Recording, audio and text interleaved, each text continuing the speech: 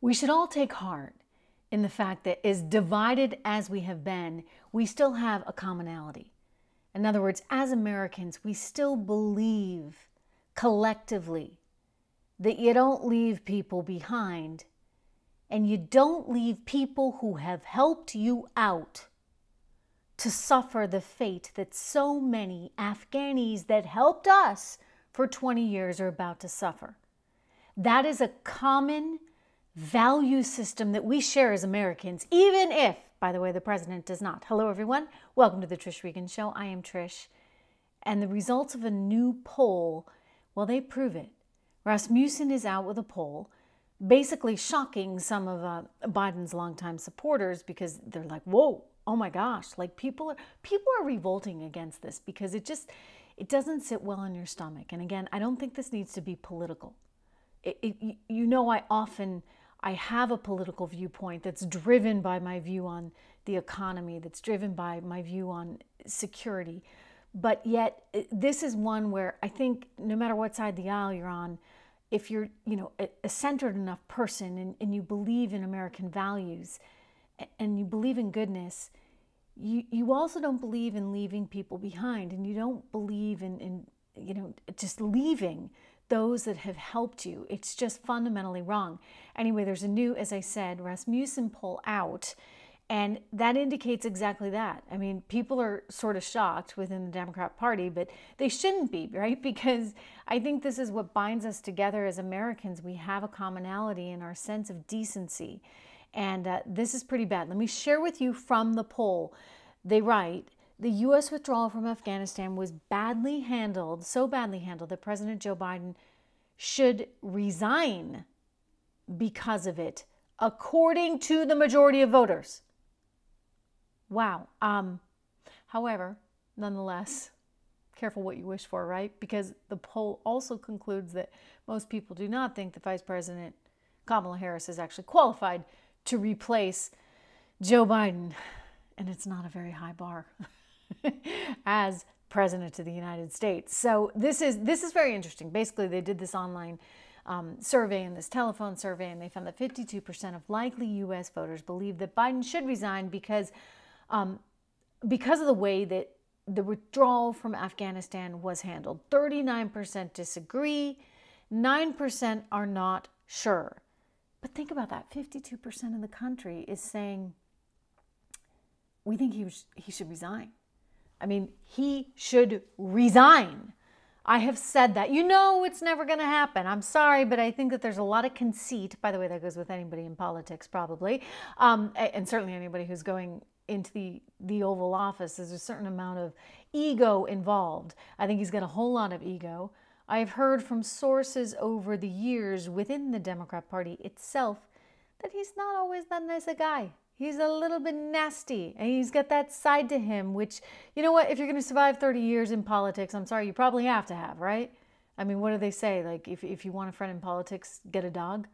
And by the way, his dogs bite. they bite badly, and yet they still have a gig, right, in the White House.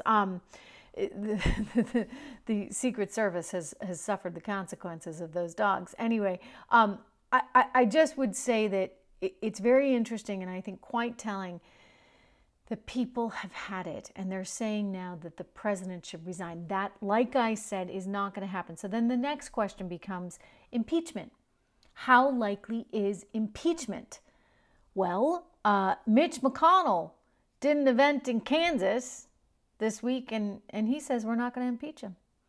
So I guarantee you, if the tables were turned, it would be very different. I guarantee you that if this were President Trump in office and Chuck Schumer had the opportunity to impeach, he'd take it. You know it, right? Like, he'd take it.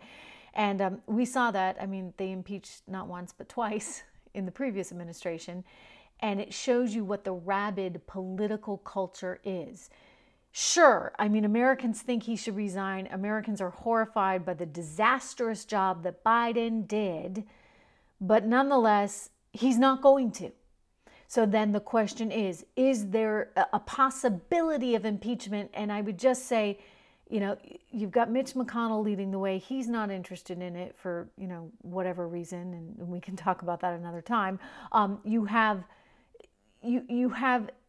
no ability really within the House, given that the Democrats have the House, to get that accomplished. And look, you know what? He screwed up. Joe Biden really, really screwed up. And I guarantee if the tables were turned and if President Trump were in the White House right now, people would be asking all kinds of questions, including, just exactly what was going on with all those phone calls. Right now, we've got the excerpt of the phone call, courtesy of Reuters, where we see that the Afghanistan president was telling Biden, like, you know what, this is not good. We need help. We need a lot of help. And Biden didn't give it. Instead, he just gave him some kind of sort of PR pep talk saying, hold up face effectively, keep it together, pretend that the Taliban, even if they're succeeding, that they're not. And so we knew, and yet 13 American soldiers are dead. $85 billion worth of equipment, our taxpayer paid for equipment there, military equipment is there, meaning that Afghanistan has more Black Hawk helicopters than Australia. I mean, think about that for a second, right?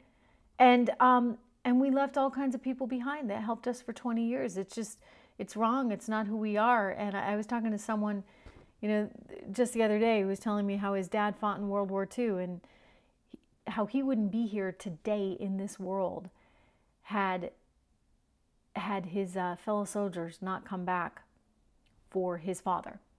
Okay, so just think about that. Like that's who we are, or who we were anyway. But no, it's who we are. It's who we are because this is what Americans are saying, right? And this is why they're so disgusted with this president and are saying that he should resign. Just a reminder, everyone, I want you to go and download this podcast. Please make sure you're downloading it on Apple iTunes or on Spotify. And make sure you're subscribed to it so that you get it every single day on your phone, on your computer, wherever you get your podcasts. It's really important right now because there's a lot of attempts to suppress voices like mine, and probably, if you're listening to this, a voice like yours. And it's important, I think, that we stand for something right now, and we collectively work together to make sure that we can ensure some kind of change, because what happened in Afghanistan was wrong. And what happens right now is really, really critical. Our future really and truly is at stake. Our children's future is at stake, which is why I want you to subscribe to my newsletter. TrishIntel.com is my website. You can get a lot of news on economics, on politics, on policy, on markets, and some fun stuff too. We actually have a story, this is great, on where to retire around the world, right? If you could go anywhere. Florida's in there, by the way, because Florida's pretty good. And some other countries, Portugal, the Philippines, Italy, Ireland, a bunch of different places. So we've got a lot of different things. I think that you will like it. I want you to go because we are on top of the news. We are breaking news. We are bringing that to you, and there's some lifestyle stuff there too. So do go subscribe to my newsletter right there. Do not let them suppress our voices. Go and subscribe to TrishIntel.com. Meanwhile, as I was just saying, it's not just what they're doing on the international front, it's what's happening economically here in this country. I mean, I have a lot of concerns right now. I think about my own retirement, for example, and it's a question of, how do you navigate this maze? And it is a maze, given that there are many people who believe, and and I get it. I question the valuations in this market for sure. Many people that believe that this is a bubble that we're experiencing, and consequently it will pop at some point. It's an asset bubble. I mean, you look at the inflationary aspects of what is happening right now, and I think that's important to think about, and we're going to talk about gold in just a second, because there's all kinds of inflation, and I think that you can anticipate that that's going to continue regardless of who's in office, right? It's not even political. It's just sort of like, this is the way it is. In fact, if you go all the way back to the early 70s, you would find that today's dollar is worth 15% of what it was in the early 1970s. So how do you like that? And it's going to get worse, right? So you're trying to think about this as someone who wants to retire at some point, and you need to make sure that your assets are going to hold their value. And for that reason, there's a variety of things. I do like the stock market overall. knowing that there could be some inflation, and actually inflation might actually help asset prices. I like real estate, although it's getting a little frothy right now, and you now are seeing a very crowded trade, right, with the likes of BlackRock, which controls basically half of US GDP. That's how many assets they have under management.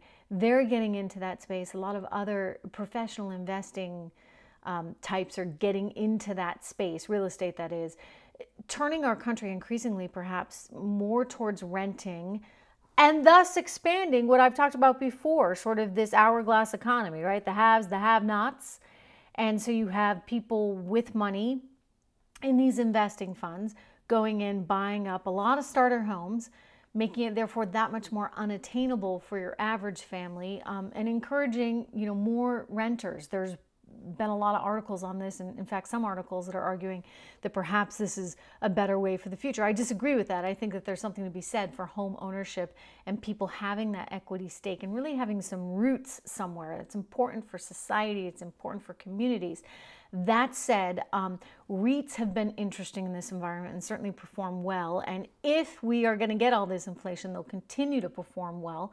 I also like looking at alternative currencies. I mean, I am someone who has for a long time been fascinated by Bitcoin. I mean, it's a challenging quote unquote investment, right? And I get that. You kind of just have to buy into this theory that, that we need an alternative to the central banks of the world. That's what's always fascinated me about Bitcoin. So I've been following it since 2012, pretty much initially when it was first on the scene. But the other thing, of course, is gold, right? And you've heard me talk about that, and I'll keep talking about that because it's one of the best ways to hedge inflation. This is something in a well-diversified portfolio that you want to have, right? You want to have a lot of flexibility. You want to have the ability to navigate any inflation that's coming your way. And so for that reason, I keep saying, you know what?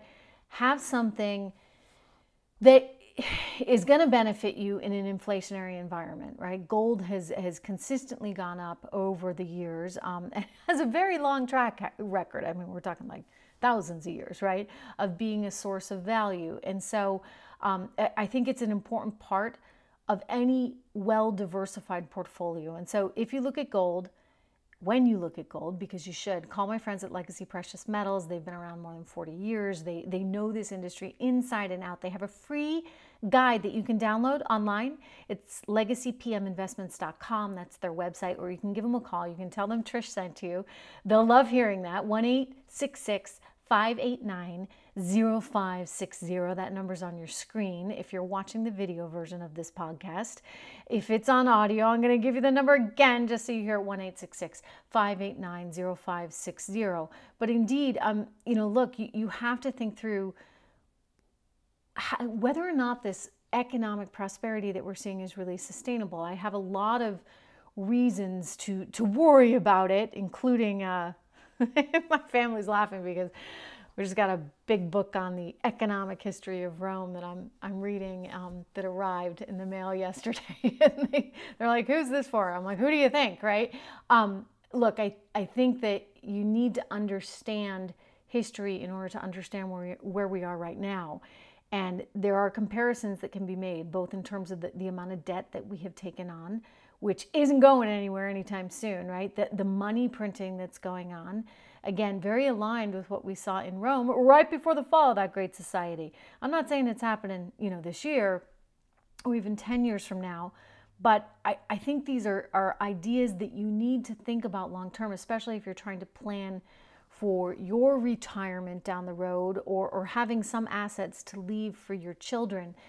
You need to understand and navigate this really complex landscape. The advantage we have, I should point out, is that as Americans, we're still the world's reserve currency. And look, you're not going to China, you're not going to Japan, you're not going to Europe. I mean, I don't know where else you go, right? There are ways perhaps to shield yourself. Look, the Swiss franc is really interesting, and heck, even the Canadian loonie, right? There are a lot of places that look somewhat more interesting than us in terms of having perhaps a little bit more responsibility. Right now, it feels like we are one of the most irresponsible fiscal places on earth. And I say that because of the $28 trillion in debt. And the willingness from Washington to increase that to the tune of $4.5 trillion more, right? Not just the $1.5 trillion that they want in the infrastructure package, forgive me, but the $3.5 trillion in addition. I mean, this is money we don't have, and we are effectively mortgaging our future in order to accomplish that. So, as an investor, and I treat these things pretty conservatively. I'm not like out there saying, hey, you want to get in and out of anything.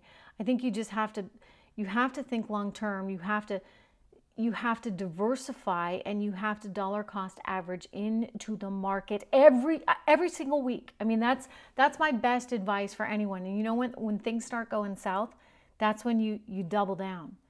That's when I can remember during sort of the heat of the coronavirus moment, and I'm like, wait a second, let's be clear, like the world is not going to end, and we do have a Federal Reserve that is going to be there no matter what to backstop everything. We have a government that's very, very willing, and you saw multiple stimulus, right, out of both the Trump administration, to the point where, towards the end, I was like, this is a little nuts. So we don't need another stimulus package. We're actually, doing okay. We just need the states to stop with all these mandatory rules. And the same thing with Joe Biden. We don't need all the stimulus. We just need kind of government to get out of the way, and people can go back to work and do what they do. So I knew that was coming. And so, sure enough, I think if you got in to the market during some of those dark days, you did quite well. And I point that out because sometimes it's really hard when a trend is going a certain way to say, you know what, this is my opportunity. But if you look at smart investors, I mean, Warren Buffett, right, making a deal with Goldman Sachs in 2008 when all hell was breaking loose. And of course, now it looks easy. But back then, those were scary days. I mean, really, really, really scary days. In fact, that's probably what helped me stay clear-headed about the financial markets during coronavirus, because having lived through 2008, I knew that coronavirus was not a systemic crisis. I mean, maybe it could have potentially had the power to be, had it been far worse, or we had a Federal Reserve or a government that was not willing to do anything to help. But they were there to help, and we didn't have a massive credit crisis that was going to ensue. And so you could look at that with a little bit more of a clear head and say, okay, well, this actually is probably, going to resolve itself eventually. And not to say that that's without tremendous heartache and a lot of job loss and life loss, right? Let's be very, very clear. So as bad as that was, though, you have to be able to sort of see through to the other side. And so that's what I encourage people right now. Like, things are good, times are good, the market's going higher. But when it starts to pull back, and that could happen actually relatively soon. I mean, we're going into fall. September historically is the worst month for the markets. October, has had many, many historic market downturns, and that's, the big 1929 crash. So just think about all of that in this environment right now. And I would encourage everybody, just stay diversified and stay opportunistic, right? Look for those chances when the market is down to actually be in, because as counterintuitive and as scary as it is, and this is why you need to be able to sleep at night, right? I encourage that. You need to keep a clear head and say, these are my goals, and this is when I am going to take my opportunities. So on that note, think about all of it. Check out the website. TrishIntel.com is my website. You can get my newsletter there. We talk about all of these things: investing, the economy, markets, politics, lifestyle, all of the things that matter to you. I am here every day on the podcast for you, so do make sure you have subscribed to it on Apple, iTunes, Spotify, wherever you do get your podcast, and we will resume our conversation tomorrow. Thanks again for tuning in.